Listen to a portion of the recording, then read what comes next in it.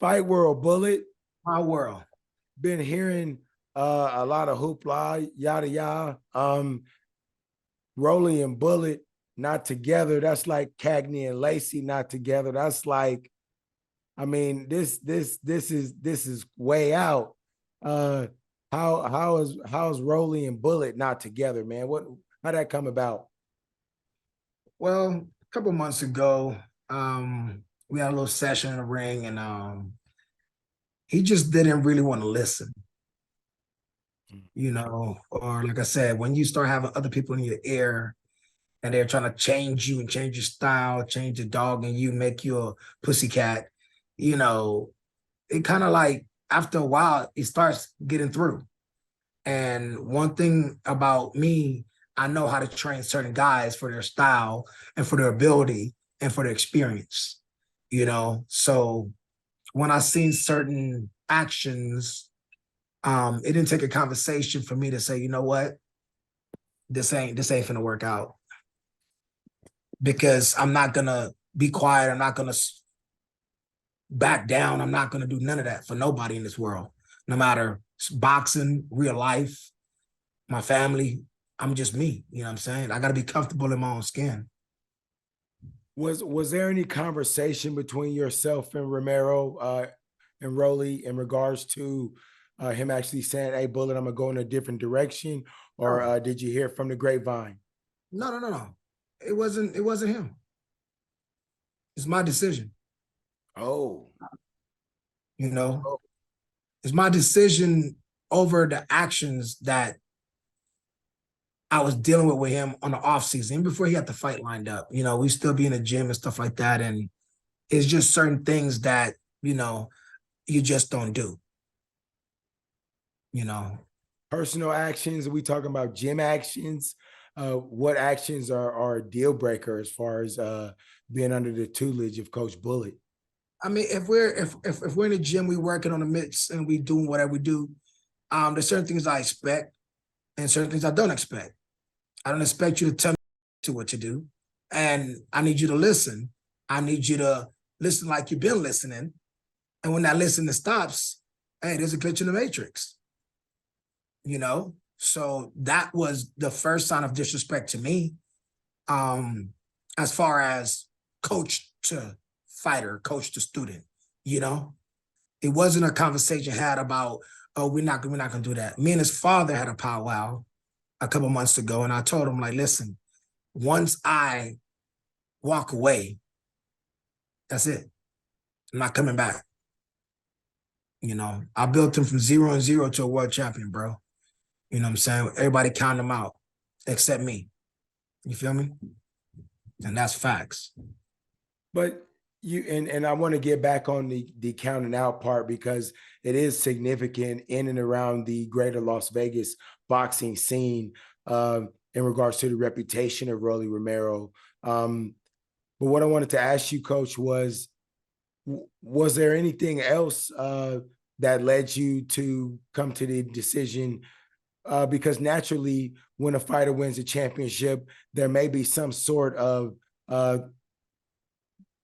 feeling himself or smelling himself, as the old folks used to say. I mean, that's my point. Exactly. It wasn't a conversation. It's just the action. The proof is in the pudding. If you pay attention to signs, you cannot ever blame nobody but yourself to not listen to it, or to not see it through. I'm a very intelligent person. I'm not one of these old, broke down, raggedy ass boxing coaches that only survive from boxing, or, I have to have a fighter give me some money every week. I got my own. You know what I'm saying? And working with especially with Cat for 9 years, making 100,000. McDonald's workers make more than that, bro, in 9 years. You know what I'm saying? I did this out of my heart. You know what I mean? I did this out of the love for my fighters. You made 100 grand with Rolly Romero in the 9 years that you guys worked together. Right. Wow. Yeah. So it's a bit of a side hustle with full-time hours. Bro, full-time hours, sacrificing family, sacrificing my own dreams, my own goals, and just being there for people, man. You know, like father figure, you know, coach, you know, counselor, therapist, the whole nine, you know, the whole enchilada. How much of a part did the absence that Rolly Romero kind of took from boxing with the fights being rescheduled? How much did this most recent absence do to deteriorate the relationship of teacher and pupil? Well, within that time, you know, there's room for the snakes to, you know, hiss a little louder in the grass, you know, and more outside influences to come in. And when you see the way a fighter moves that moves completely different before, you know, like I told him, I said, you know, if you want to add somebody to the team, we could talk about that. We could do that. But the reason why a lot of these fighters have a lot of people on their team, because their coaches are lazy. They don't want to do mitts. They don't want to do 12 rounds. I could do 100 rounds a day on a mitts. You know that. You know what I'm saying? Bag work. I can do strength conditioning. I don't need a bunch of people around to do anything that I got to get done in the sport of boxing. Because I'm young myself. I just turned 44. You know what I'm saying? So when people look at these guys, got 3 or 4 guys in a team, that's because they need that. You know what I'm saying?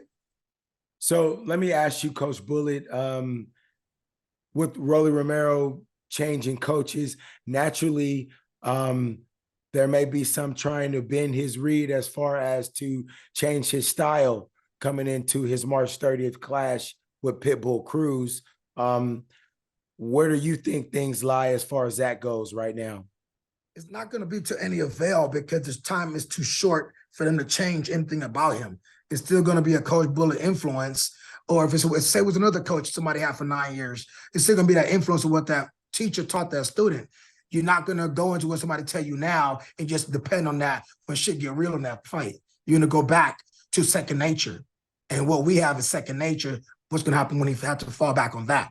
Somebody can tell you anything right now, and it won't register for another 6 months, a year. You won't trust it for another 2 years, and you won't apply it till later. You know what I'm saying? So no matter who the coach may be, you know, they still have to remember, Rolly's not your average boxer. You know what I'm saying? He is one of the hardest punchers alive, and he wants to be aggressive, and there's a lot about him that a regular boxing coach ain't gonna be able to keep up with. It takes a special person to do, like just you know, his mindset. He wants to kill and destroy. And a lot of these trainers feel like, oh, he needs to be more patient. He needs to be more this. Yeah, well, that comes if you have more experience. We got to use what we got and use the best what we got to get where we got to get to.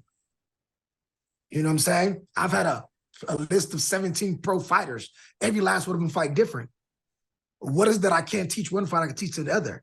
It's impossible to not teach somebody something, but because their ability to sponge it.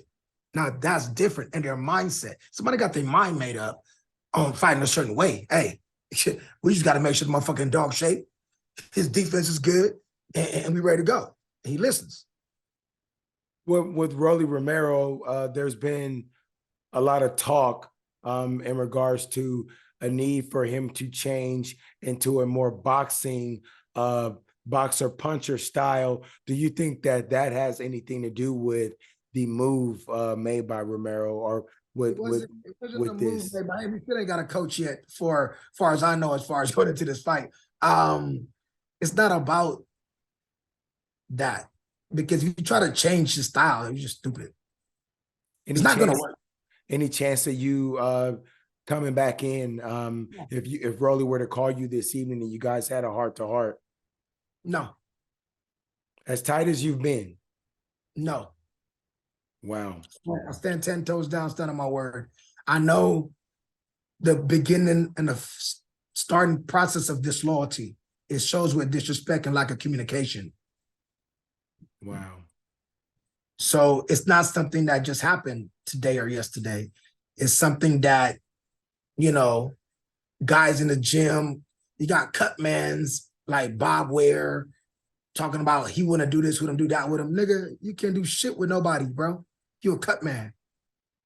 Stay in your lane. Let lions do what lions do. Stay a lamb. You feel me? They feel like because they've been around boxing, they've been around Floyd Jr., the team, and everybody that they know. You don't know nothing. Teaching is different from coaching. An 8-year-old kid could coach a world champion right now if they know what they're talking about. But they cannot teach that world champion. You understand? So that's what a lot of people fail to realize. I'm a teacher and a coach wrapped in one. But until you know the difference, you want to appreciate that. So where does Romero go from here then? It's on him, bro. It's on him. He has to make a choice on who he wants in his corner, you know, along with his father or whoever else, and make sure that they could enhance what he has or embrace what he has, for a better, I'm saying, term, embrace what he has and just don't try to change it. Bullet, You know? let me, you know, Bullet, I would be remiss if I didn't ask you, quite frankly, since it's your decision, it's still hard for me to wrap my mind around. He's fighting Pitbull Cruz. It's the hardest fight of his career, arguably, next to the Tank Davis fight. He's got another a buzzsaw in front of him that's going to come straight at him. You and I have talked about Pitbull versus Rolly. You made it very clear to me that you thought that Rolly could knock Pitbull out for quite some time. Why leave now? Because of the disrespect, the disloyalty. I don't like those two things. But there's no way to work out so the disloyalty was that bad without being directly named what it was. Actions speak louder than words. And there's a couple of things, you know, like even prior with the team, people have been added that really don't have experience with this and that. And too many hands in a pot spoils the pot. You know, and then guess who gets the blunt of all the blame? Coach Bullet, win or lose. You know, Tank Davis fight. People don't know that kid fainted twice in a tub trying to make weight. But you know what I'm saying? Wow. Like, never had to do no shit like that with me until now they want to add this person and that person, you know what I'm saying, for this and that, but it's not necessary. You know, if it ain't broke, why try to fix it? Now, my thing is, I can see if, you know, we had 2-3 losses and, you know, shit is going downhill and that's different. Do what you got to do. I respect that. But no, we got all these fights, one defeat to one of the baddest in boxing, and was up on the scorecard in that fight. You feel me? Yeah, great fight up until the point where he got contacted with that big shot. Yeah, I mean, you know, just like, and like even in that fight, if you hear the trainer's track, you can hear me telling him, don't chase him, stay, keep your distance, and you go chasing him into the ropes. Fucks up your whole legacy. You know, that was a legacy fight, like I told him in the dressing room. It's not about just winning. This changes your life. This controls your narrative in boxing from this point on. You just got to be more patient and be able to listen. You know what I'm saying? So when after the fight, he apologized to me after the fight. You know what I'm saying? I'm like, damn, I accept the apology, but champ, this is your career. You know? That was my thought. That fight really affected me because I know he's the only person that could have beat Tank at that weight at that time. So Coach, let's move to 30 March, undercard of Tim Tszyu getting a chance to come back in his own right. Amazon Prime, I mean, just so many things to break down about that. Didn't expect to hear Romero versus Pitbull Cruz. Break the fight down for us. Rolly's going to beat the Pitbull Cruz because Pitbull Cruz don't have a jab. Rolly has a jab, Rolly got footwork. Like I told you prior, Pitbull is a punching bag, and Rolly's a powerful puncher. It's a recipe for that for disaster for Pitbull. He's one What about dimensional. what about those in the comments right now that are going to be typing in, well, this is going to be a two-way firefight. There's going to be traffic coming back at him. And we've seen Rolly kind of become gun shy, some said, versus Barroso's. When That was my decision. Let me clear that up. My decision from to move around the first 6 rounds to tire out the old man that has a big punch.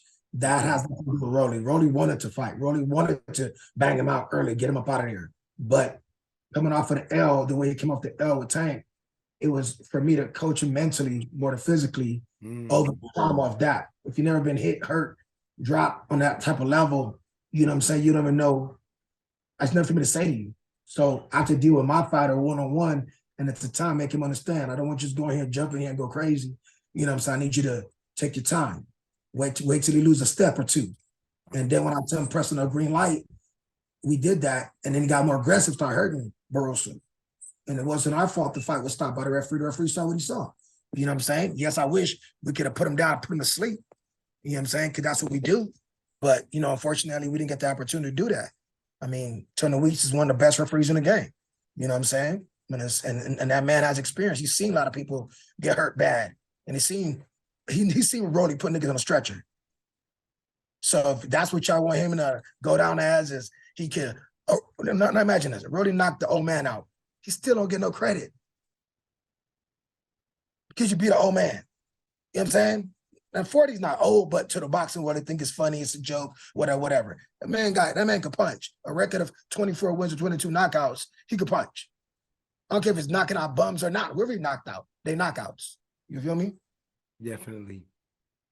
Proven in his last fight, that block and counter with the same hand, that was one of the best punches I've seen in a very long time.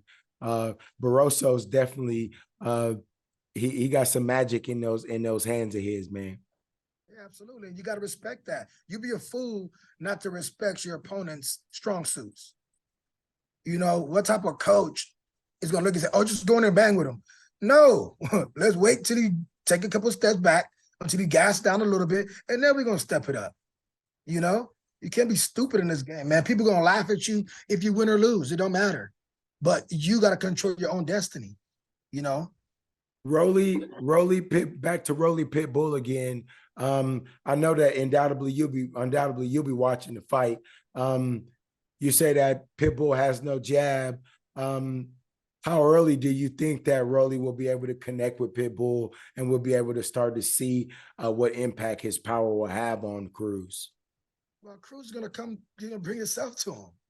That's just he's one-dimensional. He doesn't know how to box backwards. He don't have lateral movement. He's gonna throw a barrage of punches in one spot if you allow him to. Mexican style, straight bulldog Mexican style. That's why his name is Pitbull Cruz. You know what I'm saying? I mean, all Rolly got to do is do what we've been talking about, you know. But we let him and his new team figure that out. Coach, man, and that's one thing that's always the most valuable thing, I think, when I get done talking to you, bro, is you always give somebody food for thought after a conversation, you know. And if you could, man, with the end of the 9-year journey between you and Rolly Romero, what parting words would you give Rolly?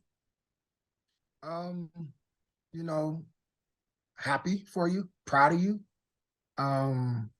Just, you know, wish things were a little bit easier in his head, you know, because it's always in their head, to decipher, you know, the snakes in the grass and people that really care about you and love you. You know what I'm saying? And everything is not always about money. You know, at the end of the day, sometimes, you know, you gotta push that money to the side for your integrity. Integrity is huge, it's big, you know. So I'll keep rooting for him, but I'm done, bro. You know what I'm saying? No doubt. Well, there you have it, folks. Marcus Hayes from Fight Hub TV with my man, Coach Bullet. Coach Bullet, brother, Happy New Year. It's always good to see your face, man. Look forward to seeing you real soon, dog. Already. Take Yes, care, sir. brethren. Later. All right, bye.